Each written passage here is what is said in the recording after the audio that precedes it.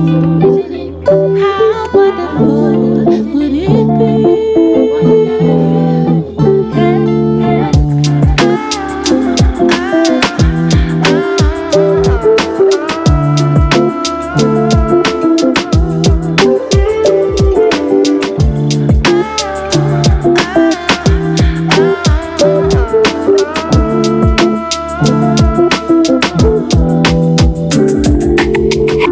How wonderful, how wonderful would it be?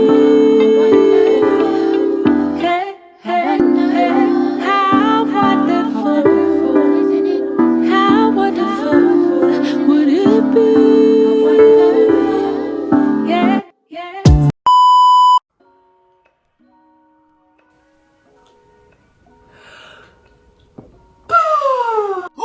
Welcome! Today we are going to be doing the What I Read in January video. This year I'm very dedicated to reading. Is it irritating that there's what you can see? Would it be better without them? Maybe that would be annoying.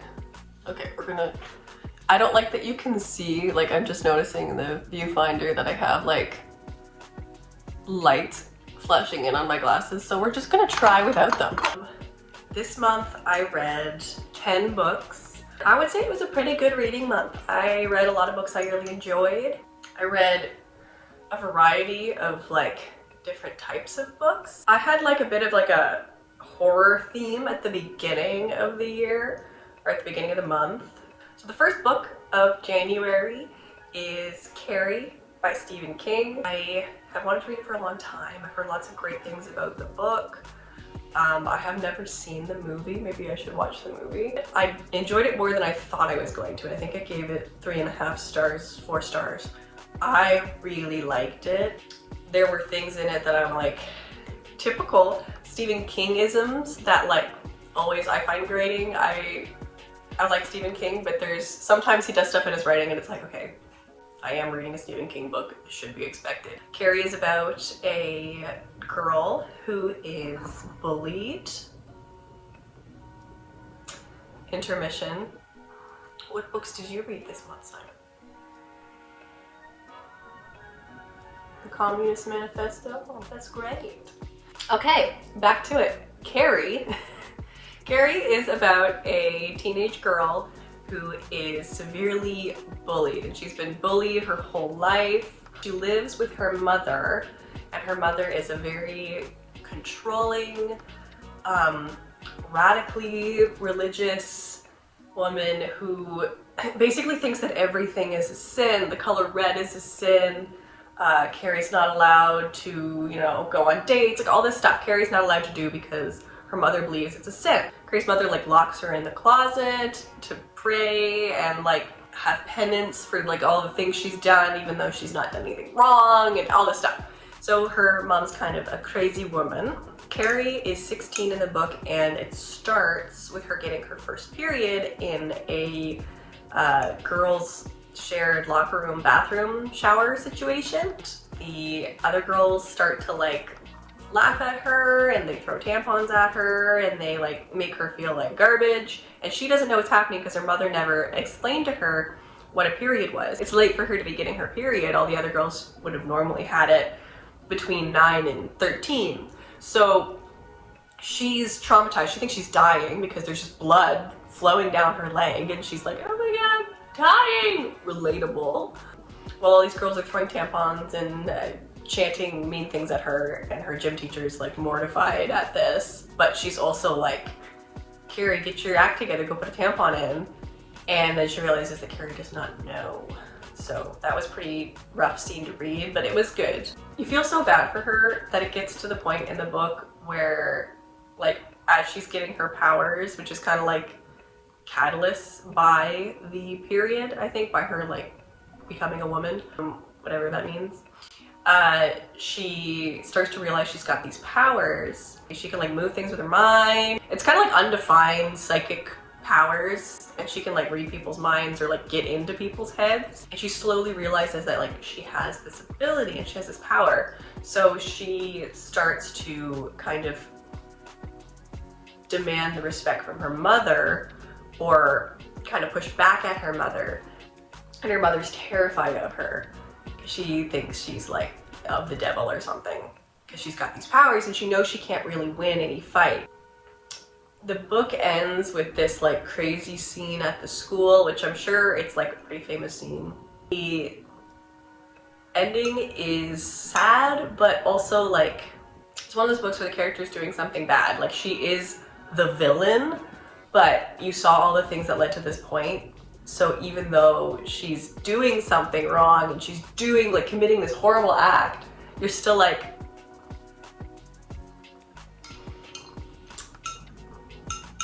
kind of like, good for her. It's so bad. It's like that feeling people had at the end of Midsommar, where you're like, good for her. Like, it's bad. Good for her. The next book I read is Dracula. My brother recommended it. It's his favorite book of all time. Dracula is a great classic book. It's spooky, the characters are great. Van Helsing, love him. Mina, love her. Harker, and everybody just like, the ensemble cast is great. While you're reading it, you kind of get this like sense of what's going to happen before the characters realize what's going to happen. As people turn into vampires, like, you know, like, okay, well, obviously this means he's going to be a vampire, but the characters in the book are like, she's just tired. But Dracula himself, crazy villain, really interesting, really fun. It's one of those like campy, ridiculous books that like, I can see why it's a classic. This is not boring. This book is freaking great. There's never been an adaptation of Dracula, I think, that has captured the spirit of the book. It's so good, it's so campy, it's so fun, and it's spooky. It's actually spooky, and it's got lots to say. Like, it's an interesting read. The titular character, Dracula, he's kind of in the background villain. It's written through like letters.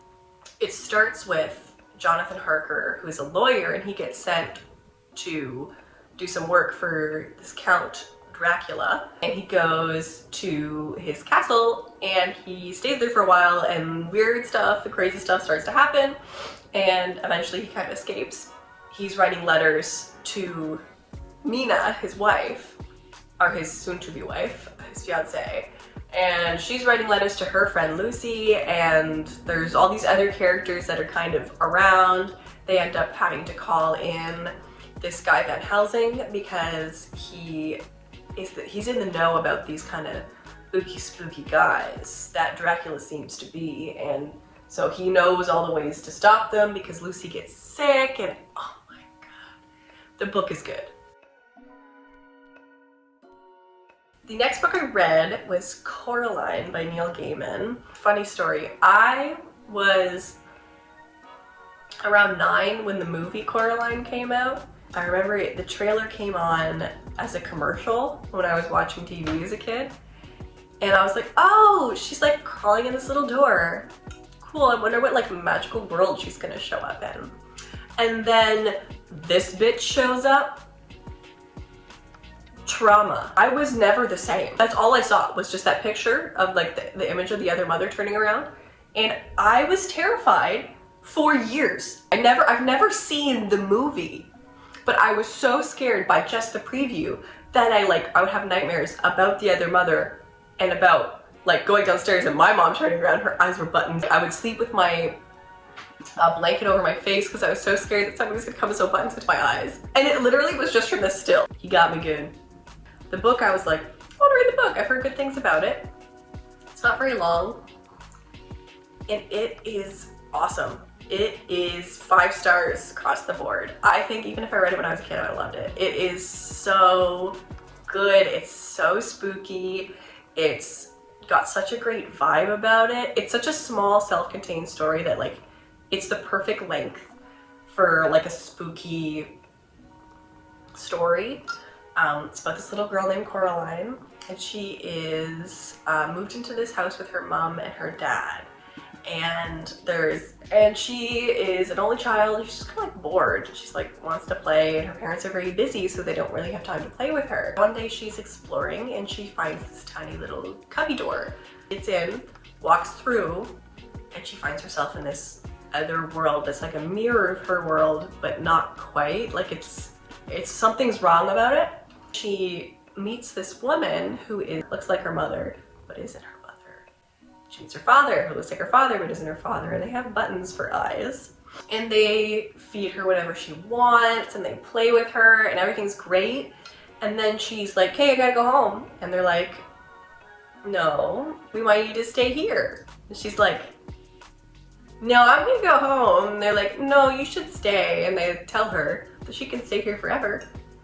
They get to sew buttons into her eyeballs. So spooky. She's like, and she leaves. When she gets back to her world, her parents are missing. She cannot find them anywhere. They don't come home, they're gone. She realizes that the other mother kidnapped her parents. She makes a deal with the other mother where if she's able to complete this task, then she and her parents can go free. It's such a good book. It's so well written. It's so interesting. I really loved it.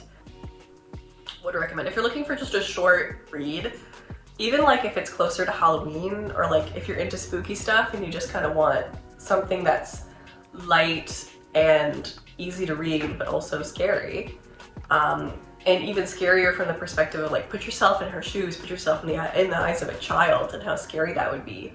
It's really good. And Coraline herself is a great character. Like, she's an awesome main character. I really liked her and her spunk and her attitude and her drive to get what she needs to get.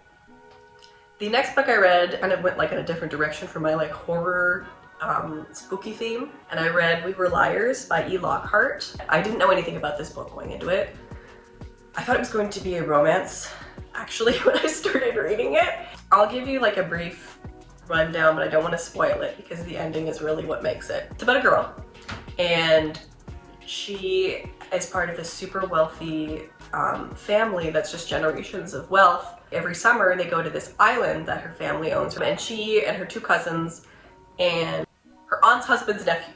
There is an incident that happens and the main character has amnesia, and nobody around the island, none of her friends, none of her cousins, none of her family members are telling her what happened.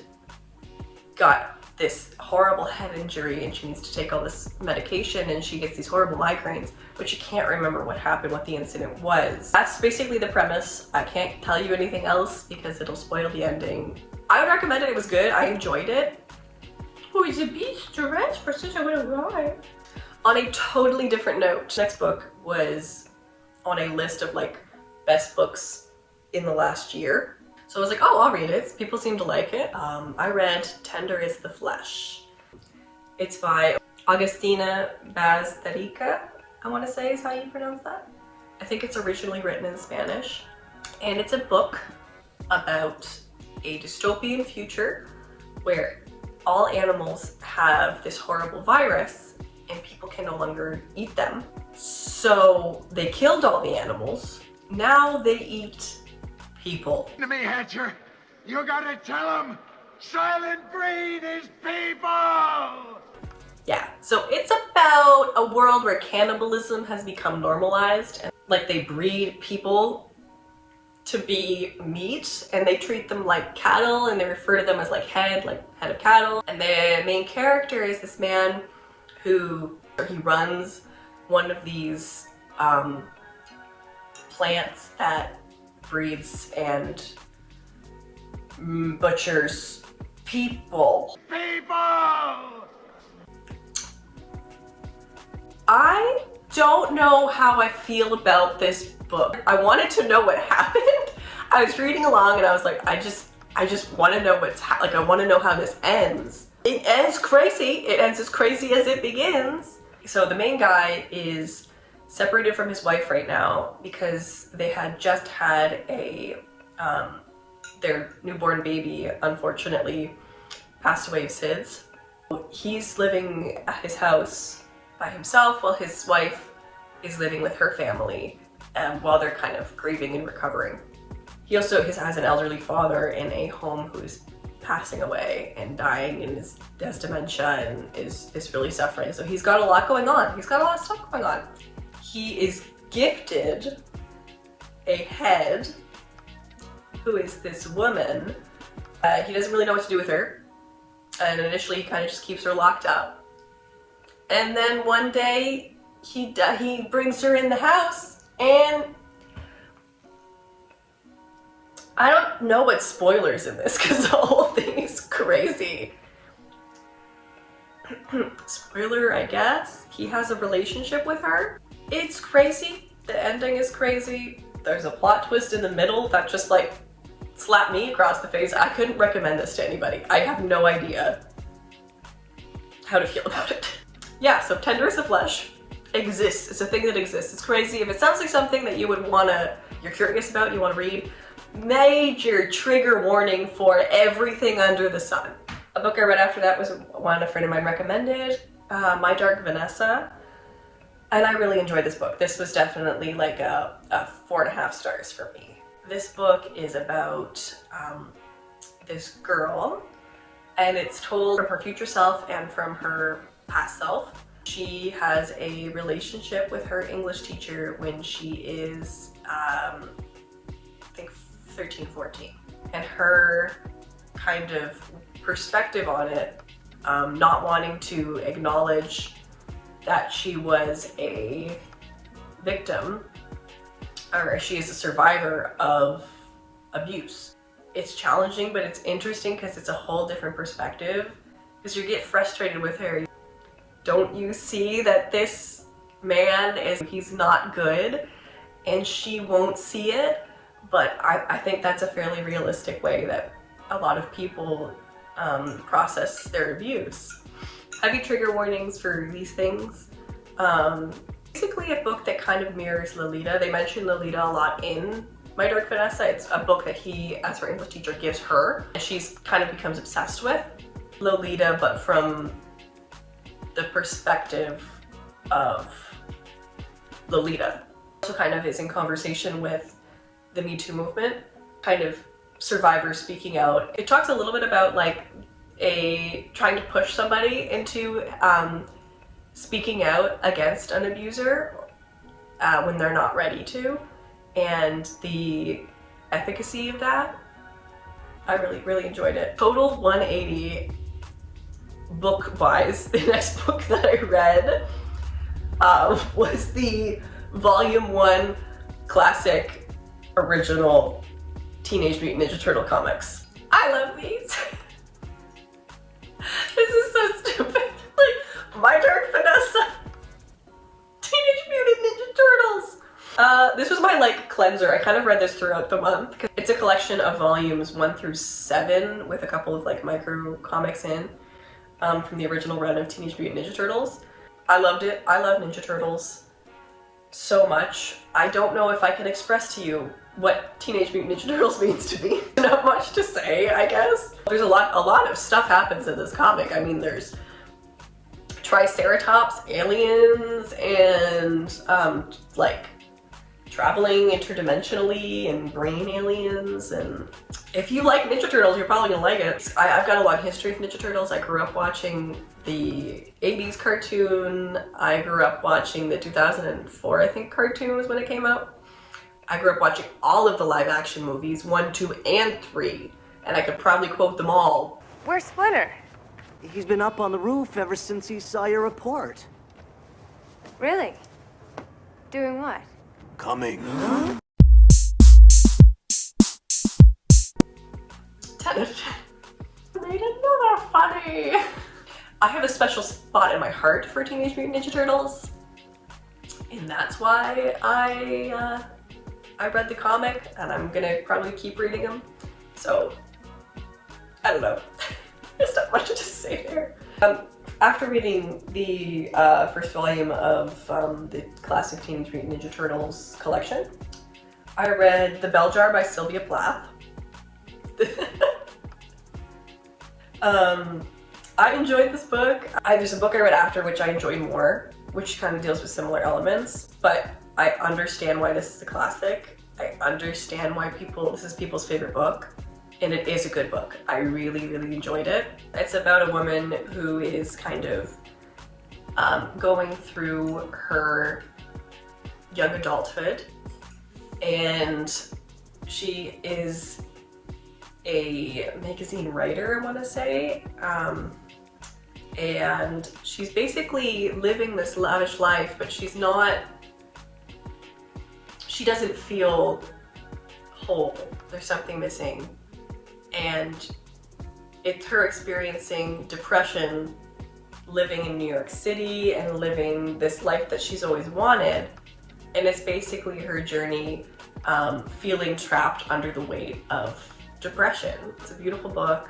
I enjoyed it. It wasn't my favorite book, but it was good. I was expecting it to hit harder than it did, and I don't know what it was about it that just I didn't connect with as much, but I really did like it. It was good, and if you might enjoy, if it sounds interesting to you, or if you're interested in exploring like the female experience with depression, highly recommend it. The next book I read was Convenience Store Woman by Sayaka Murata. I really loved this book. The book that was originally written in Japanese. It's about this woman who has always had trouble connecting and understanding other people. She doesn't really know how to read social cues. She doesn't understand how people interact with each other so naturally. In a way, she lacks a lot of empathy. She's not a bad person. She just doesn't connect. She's not making that connection. And she starts working at this convenience store at like 18, and she works there up until, or I think she's in her 30s or 40s at where the book takes place. And she's just so good at working at a convenience store. She just loves it. She knows everything about it. She knows how all of the systems work. She knows how to greet the customers. She remembers the customers. She's just like so good at working at a convenience store. She's like, it's her passion. But everybody keeps saying like, when are you gonna get a real job? Or when are you gonna get married and have kids? And like do something meaningful with your life? And she's like, what's not meaningful about my convenience store life? So she kind of is, people are always talking down to her about her life at this convenience store. So she's like, well, I guess I'm not living life correctly. I guess I should be doing something more meaningful. And through a series of events, she ends up with finding a guy who kind of sees the world similarly. He has a lot of trouble, social trouble, but he's also an ass. He's like incel to the extreme. She and him kind of make this deal where they'll live together and be a couple, so that people will stop asking them when they're gonna get married and be a couple. He wants to start a business and he's not gonna work until he can start a business, so he wants her to support him and to get a better job than her convenience store job. So she's trying to do this so that she can fulfill what everyone else's expectations of her are and what everybody else thinks is fulfilling and going to lead to a completed life. Her family, her sisters, her parents, her coworkers, everybody just wants her to live this life that she doesn't have any interest in living. So she quits her convenience store job. She goes to try to find a real job, a career. And then she realizes at the end of the day, she is a convenience store woman. I love this book. I love this book so much. I loved her character. I loved how she just was like, I don't get it. I don't understand why everyone is so obsessed with me and my decisions. And I'm like, girl, me too. Why does everybody care? It's so good. It's such a good book. Social interaction is something we struggle with. You're gonna relate to her on some level. And people are just telling you these are the things you need to do to be happy. She ends up becoming miserable because she's trying to fulfill this status quo. It's so good. It's such a good book. And it was so interesting because all the other ones I was reading kind of similarly where people were being pressured into making certain decisions, and it's from the perspective of a woman. It was really interesting to read it from a perspective of a woman who has this sort of different view on life and different way of thinking. I think I would give Convenience Store Woman like 4 to 5 stars. So good. The last book I read was Play It As It Lays by Joan Didion. And this is the book I was referring to when I was talking about the bell jar. This one I like better than the bell jar and I connected with a little bit more. Definitely trigger warning in this book for these things. A excellent portrayal of somebody just spiraling. This woman, things are falling apart and she is just trying her best and not succeeding and just spiraling into this depression. And it's so well written, it's so good. It's about this actress, or former actress I suppose, and she is married to this producer, or director, I think he's a director. He's a director. And it's her and this like group of friends that they have. She is struggling mentally and ends up, she walks off set, she storms off set at some point before like the novel starts. So she's no longer working. She has a baby who she's not allowed to like take care of, her and her husband aren't. So the baby is with this other place. And her husband she suspects is cheating on her. Kind of everything that's happening, everything seems to be falling apart. Her career, her child, her marriage, everything is just falling apart around her. And everybody is like mad at her for how she's reacting and how she's coping with these things, because they want her to be a certain person and she's just not that person right now. It kind of like, it's a natural progression into a spiral, right? And you can kind of understand what each step leads to the next step. I really enjoyed this book. I would recommend it. My number one recommendation out of this is probably Play It As It Lays. My underdog, which I think everybody should read, is Convenience Store Woman. Anyway, so those are the 10 books I read this month. Pretty excited for the year. It started on a really strong note. I read some really good books. My current read right now is My Year of Rest and Relaxation. I'm gonna read My Year of Rest and Relaxation. I have Song of Achilles. I don't know if I'm gonna read it next month or not. But it's definitely on the TBR. Educated by Tara Westover. I started and I've put off, so I'm gonna finish that hopefully in February. I'm reading I think it's called A Certain Kind of Hunger, I wanna say, is the name of the book as well. Those are the books for this month. Really enjoyed them. Let me know if you've read any of those, or if you enjoyed them, what you thought about them. I'm curious to hear what other people thought of Tender Is the Flesh, because I can't even formulate thoughts on it. Like, I don't know. Is it a horrible book? Is it a masterpiece? I have no idea. I'm gonna drink my coffee now and probably call my Nana.